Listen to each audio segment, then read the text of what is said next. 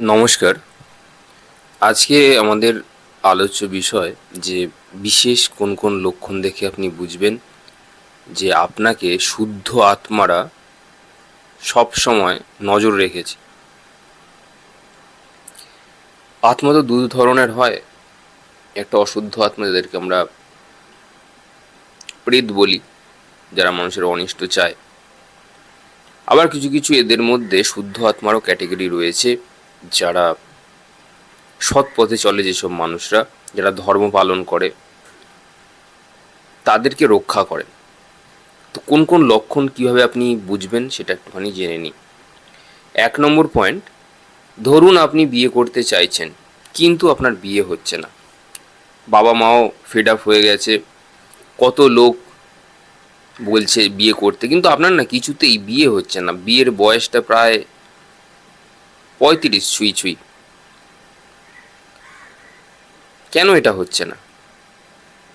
এবার আপনি অ্যাস্ট্রোলজারের কাছে গেছেন, অ্যাস্ট্রোলজার দেখে বলল যে বিয়ে করলেও ডাইভোর্সের যোগ আছে বা খারাপ কিছু একটা হবে, এরকম, মানে বিয়েটা তার জন্য ঠিক নয়। এবার বহু মানুষকে দেখবেন ডাইভোর্স হয়ে যায়, সেপারেশন হয়ে যায় বিয়ের পরে, সংসার করতে তাদের ভালো লাগে না, এরকম আপনারা দেখবেন। তো ফলে বুঝবেন আপনাকে না কোনো শুদ্ধ আত্মা রক্ষা করছে, কারণ আপনার কিন্তু একটা বিয়ে হয়ে যেতে পারতো, আপনি এত চেষ্টা করছেন, হয়ে যাওয়ার পর কিন্তু ডাইভোর্স হতে পারতো, হয়ে যাওয়ার পর একটা সেপারেশন আসতে পারতো, হতে পারে তারপর আপনি সুইসাইড করতে যেতে পারতেন, হতে পারে, এরকম বহু দেখা যায়। কিন্তু আপনার কিছুতেই হচ্ছে না।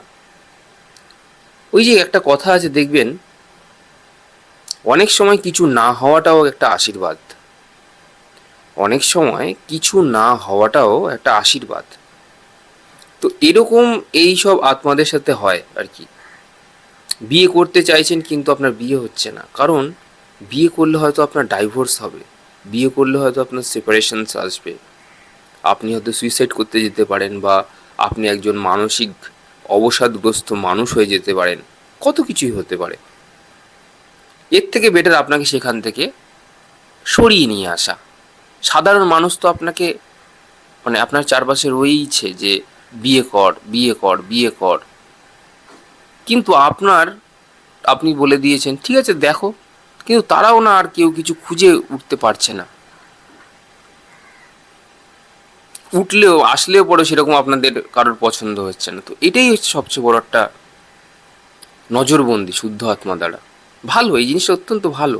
কিছু না হওয়ার থেকে যেটা আপনার প্রারব্ধ আছে সেটাকেও তারা চাইছে বাদ সাজছে সেখানে গিয়ে, যাতে আপনার ক্ষতি না হয়। তো অবশ্যই ভালো, এটা একটা প্রথম লক্ষণ। নেক্সট একটা উদাহরণ আর একটা দিই। ধরুন আপনি কাজ পাচ্ছেন না, প্রচুর চেষ্টা করেছেন, কাজ পাচ্ছেন না। আপনি দেখবেন যারা কাজ পাচ্ছে না তারা যদি চট করে গিয়ে কোথাও একটা কাজে যোগদান করে আর কি, উচ্চ কর্তৃপক্ষ অর্থাৎ মালিক পক্ষ দ্বারা তাদের প্রচুর মানসিক হ্যারাসমেন্টের শিকার হতে হয়। এখানে শুদ্ধ আত্মা তাদেরকে পার্সোনালি সামান্য পয়সার জন্য কাজ করতে বারণ করে। তারা চায় যে তারা যেন নিজের কাজ করে, নিজের কাজ করে, ছোট হোক, আস্তে আস্তে হয়তো কোনোদিনও হয়তো বটবৃক্ষ হবে, না হলে না হবে, কিন্তু নিজের কাজ করতে বলে। এবং ডেফিনেটলি নিজের কাজ করলে কোনো না কোনো একদিন, যদি কনসিস্টেন্সি থাকে, যদি ধারাবাহিকতা যদি থাকে, তাহলে সে গাছেও ফুল দেবে, ফল হবে। তো এটা একটা বড় ব্যাপার। তো তখন কিছু মানুষ জানেন তো আসে সমাজের কাজ করবার জন্য, সামান্য লোকের কাছে কাজ করে 10-15 হাজার টাকার জন্যে হয়তো মানুষকে পাঠায় না। কিছু কিছু মানুষ আছে যাদেরকে সমাজের জন্য কাজ করবার জন্যে দিক নির্দেশ করে। এই জন্য দেখবেন এরা কোথাও গিয়ে না, মানে কাজ করতে পারে না। ঈশ্বর ধরুন আপনাকে ঠিক করে রেখেছে কাজ দেওয়া, মানে আপনার দ্বারা এমপ্লয়মেন্ট বাড়বে, আপনার দ্বারা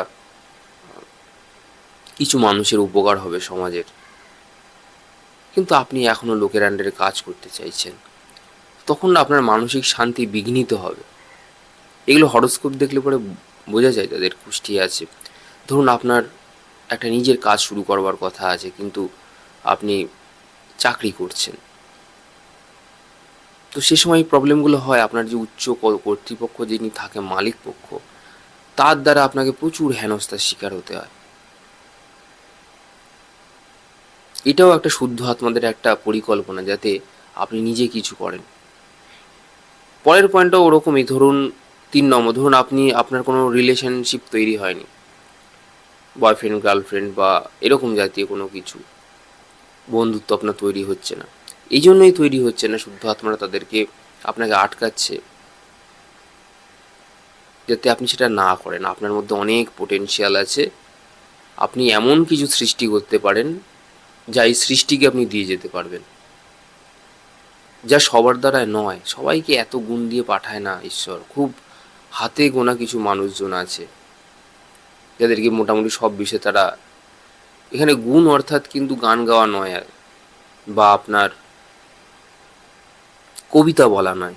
এখানে গুণ মানে হচ্ছে আপনার আত্মার মধ্যে যে স্যাটিসফ্যাকশন, আপনার আত্মার মধ্যে যে সন্তোষ ধন, আপনার আত্মার যে কোয়ালিটি, সেই গুণের কথা বলা হচ্ছে, যেটা আপনার সংস্কার। হ্যাঁ, গান বাজনা অবশ্যই সংস্কার, কিন্তু সেগুলো মোটা সংস্কার। এরপরেও আছে সূক্ষ্ম সংস্কার।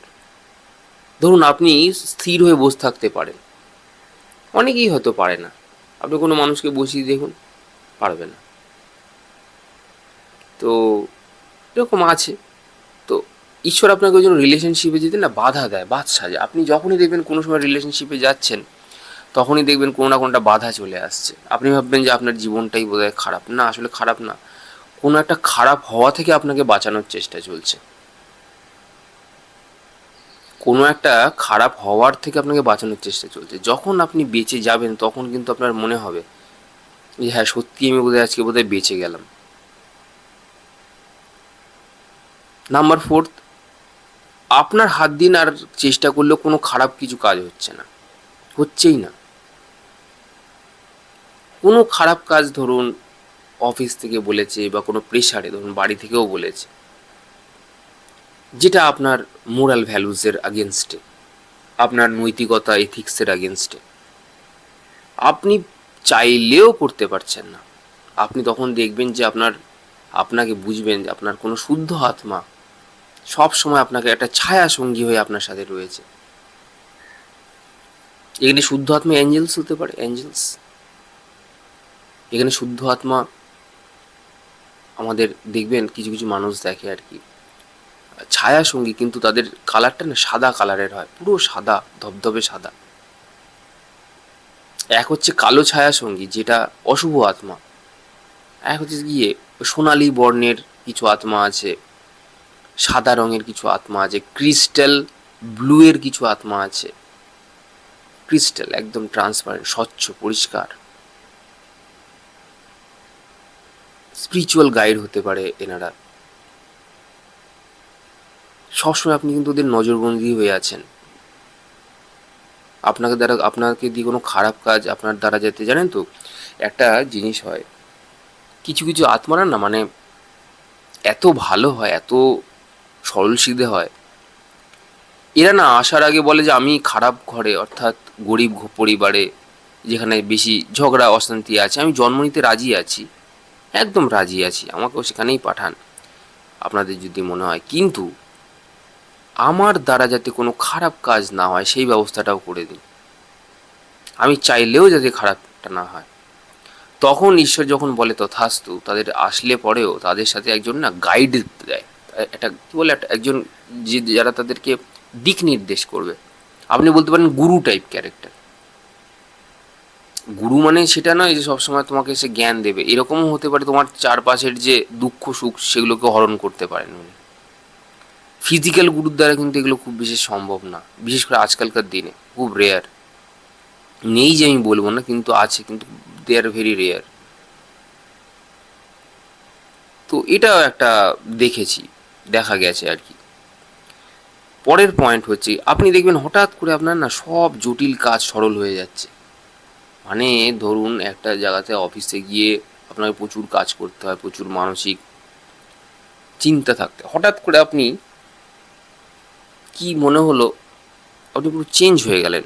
অফিসে যাচ্ছেন, রুটিনের মতনই চলছে, কিন্তু সে প্রেশার আর আপনার ওখান থেকে হেডেক যেটাকে বলে সেটা আস্তে আস্তে আপনার হ্রাস পাচ্ছে বা আপনি নিচ্ছেন না। এটাও একটা বড় একটা পয়েন্ট। মানে ধরুন ঘরের যে সমস্ত জটিলতা রয়েছে, বাইরে রয়েছে, এই জটিলতা থেকে না হঠাৎ করে আপনি নিজেকে উইথড্র করে ফেলতে পারছেন, আলগা করে নিতে পারছেন। বলে না খোলস থেকে খোলসটা ছেড়ে যাওয়া, আলগা হয়ে যাওয়া, তো সেরকম টাইপের হয়ে যাচ্ছেন। এটা একটা বড় লক্ষণ যে আপনি বুঝবেন যে শুদ্ধ আত্মা কিন্তু আপনাকে নজরবন্দি করে রেখেছে বা আপনাকে না সাপোর্ট করে যাচ্ছে, কন্টিনিউ সাপোর্ট করে যাচ্ছে। তারপর ধরুন পরের পয়েন্ট, ধরুন আপনার মধ্যে প্রচুর কামুকতা রয়েছে যেটা আপনার শরীরকে ক্ষয় করছে। কি এমন একদিন হলো আপনার, হঠাৎ করে কি আপনার মাথায় এলো, সেই শক্তিটাকেও আপনি না কনভার্ট করে ফেলতে পারছেন, রূপান্তর ঘটিয়ে ফেলতে পারছেন হঠাৎ করে। সেটা ইউটিউব দেখে হোক বা কারো কাছ থেকে কোনো গাইডেন্স নিয়ে হোক, হঠাৎ করে আপনার কি মনে হলো, হঠাৎ করে এমন কি আপনার চোখে পড়ে গেল, আপনার একটা ডিসকভারি আপনার মধ্যে, একটা নতুন একটা আবিষ্কার হয়ে গেল আপনার জীবনে। এটা হয় যখন শুদ্ধ আত্মা আপনাকে নজরবন্দি করে রাখে, এটা তখন হয়। খুব রেয়ার মানুষের হয় জিনিসটা, যেটা বললাম, কিন্তু হয়। শুদ্ধ আত্মারা নজরবন্দি করে থাকে। আসলে ব্যাপারটা হচ্ছে, আমরা ভাবছি কি এই পৃথিবীটা বোধহয় শুধু বোধহয় মনুষ্যকেন্দ্রিক, মানুষের তো শুধু পৃথিবীটা নয়, এখানে ভূত প্রেতেরও বাস আছে, যাদেরকে আমরা আইডেন্টিফাই করে উঠতে পারছি না আমাদের পঞ্চ ইন্দ্রিয়ের জন্যে। কারণ তারা এতটা সাটেল নয়, এতটা সূক্ষ্ম নয় যে আমরা তাদেরকে আইডেন্টিফাই করব। কিন্তু বিশ্বাস করুন, আপনার চারপাশেই ওরা রয়েছে, আপনার চারপাশেই রয়েছে। হাওয়া নেই আপনার চারপাশে? হাওয়া আছে তো, হাওয়ার মধ্যেই ওরা আছে। অনেক সময় ওদেরকে ম্যাটেরিয়ালাইজ হতে দেখা যায়, যাদের বিশুদ্ধি চক্র খুব ভালো হয় বা অনাথা চক্র যদি পরিষ্কার থাকে, তারা কিন্তু এই সমস্ত নন ফিজিক্যাল ডাইমেনশনস যারা থাকে তাদেরকে দেখতে পায়। তারা ভালো হোক খারাপ হোক, দুপক্ষকেই তারা দেখতে পায়। আসলে ব্যাপার হচ্ছে, আপনি যখনই না মণিপুরের উপরে ছাড়লেন, মানে মণিপুরের ওপরের যে চাকরাসগুলো আছে, ওগুলো সব না নন ফিজিক্যাল ডাইমেনশনের চাকরা, আর্দি লেভেলের নয়, নন আর্দি লেভেল, মেটাফিজিক্স লেভেল, মহাজাগতিক।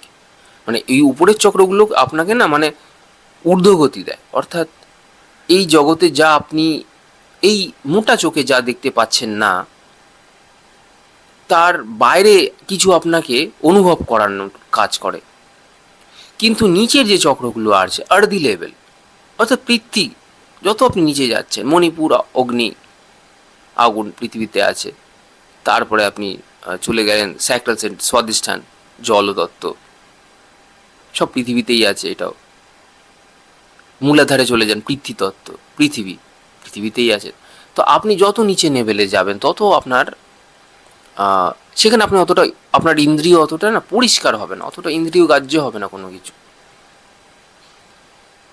ঠিক আছে? তো যত আপনি উপরে উঠবেন তত আপনি নন ফিজিক্যাল ডাইমেনশনে আপনি ট্রাভেল করতে পারবেন। এটা একটা অ্যাক্সেস।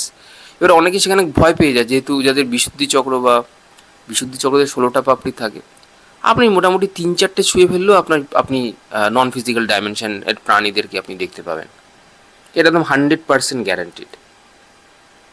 আচ্ছা, পরের পয়েন্ট,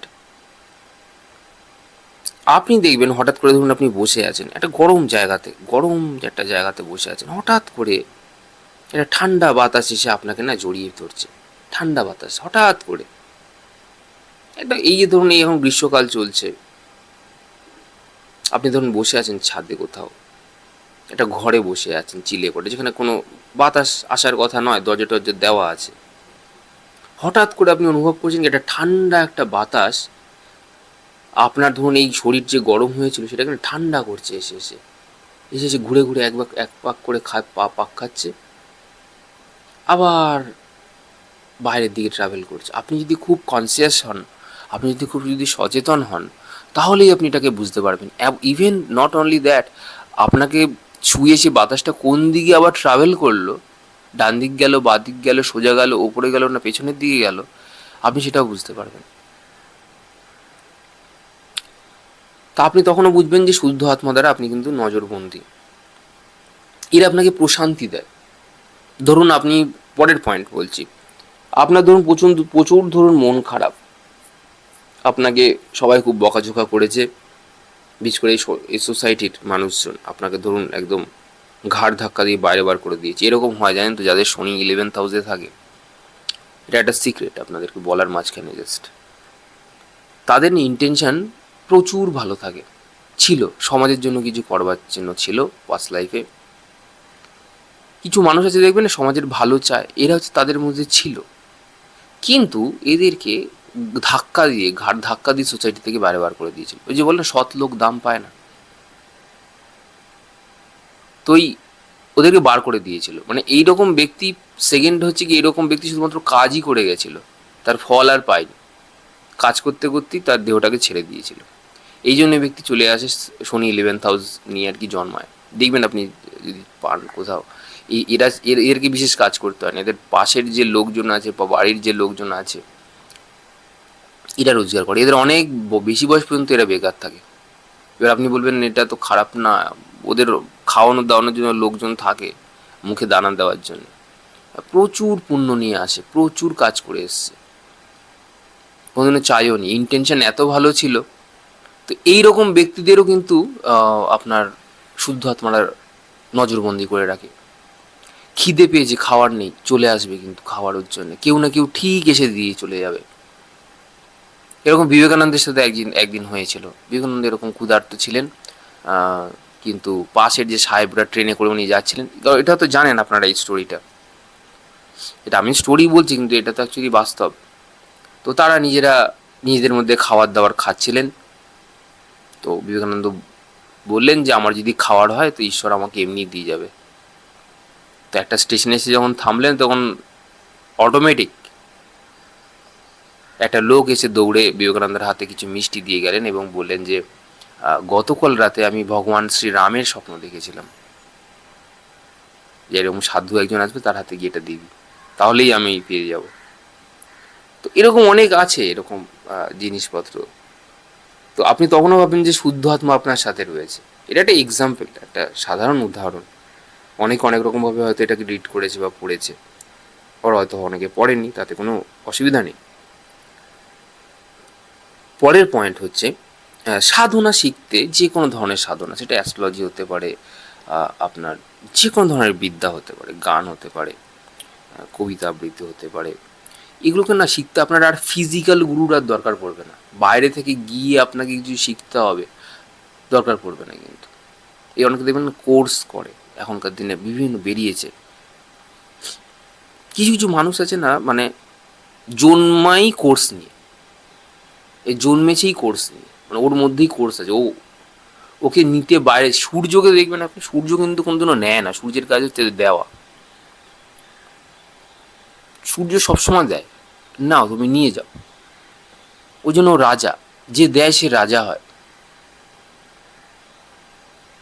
তো এদেরকে না বাইরে কোথাও না শিখতে যেতে হয় না আপনার, মানে ইনবর্ন দে আর ট্যালেন্টেড। তখন আপনি বুঝবেন যে শুদ্ধ আত্মা আপনার সাথে সাথে রয়েছে সবসময়, আপনাকে রক্ষা করছে, কোনো না কোনোভাবে আপনি রক্ষা পাচ্ছেন, একদম পাচ্ছেন। কোনো স্পিরিচুয়ালিটি মেডিটেশন শিখতেও আপনার কারোর কোনো হেল্প লাগছে না, আপনি অটোমেটিক আপনার প্রসেসে আপনি চলে আসছেন। যদি এরকমও হয়, এই যে লোকে বলে গাইডেন্স নিয়ে, অবশ্যই গাইডেন্সের তত্ত্বাবধানে শিখবেন, কিন্তু কিছু কিছু মানুষ আছে হাতে গোনা, কোথাও তাদের যেতে হয়নি জীবনে, কোথাও না কোনো গুরুসঙ্গ করতে হয়েছে, না কিছু করতে হয়েছে, বসেছে ব্লিসফুল, জাস্ট বসে গেছে চোখ বন্ধ করে, ব্লিসফুল 2-3 ঘন্টার জন্য তাকে সে হাওয়া। কি করে সম্ভব হচ্ছে না শিখে? আছে কিছু ব্যক্তি, এদের সব জন্ম জন্মান্তরের সংস্কার আছে, জন্ম জন্মান্তর যে দেব দেবী সাধনা করেছে, সেই দেবী এসে তাকে শিখিয়ে দিয়ে যায়, বা সেই দেব এসে তাকে শিখিয়ে দিয়ে যায়, তার ইষ্টদেব, কুলদেব, গুরুদেব। ওরা ফিজিক্যাল ফর্মে নেই, বুঝতে পারলেন? তাহলে আপনি বুঝবেন আপনি অত্যন্ত লাকি মানুষের মধ্যে একজন। আপনাকে আত্মা সবসময়, শুদ্ধ আত্মা সবসময় আপনাকে গাইড করছে, নজরবন্দি করেছে। লাস্ট পয়েন্ট, মৃত্যুকে ছুঁয়েও যদি আপনি চলে আসতে পারেন, বেরিয়ে আসতে পারেন, মৃত্যুকে দেখলেন, ছুলেন, জাস্ট টাচ করে চলে এলেন। অনেকে দেখবেন কোমায় থাকে, কোমায় থেকে হঠাৎ করে কিন্তু তারা কিন্তু চলে আসে, ঠিক আছে? তো সেই কোমা থেকে চলে আসার পরেও কিন্তু এরকমটা দেখা গেছে যে তারা আবার জীবন ফিরে পেয়েছে। তো তখন শুদ্ধ আত্মার কাজ আছে ডেফিনেটলি এর পেছনে। তো যাই হোক, আজকে এত অবধি থাক। যারা আসলে যেগুলো কনসালটেশন বা গাইডেন্স নিতে চান তারা চ্যানেলে দেওয়া ডিসক্রিপশন নাম্বারে যোগাযোগ করুন। ধন্যবাদ।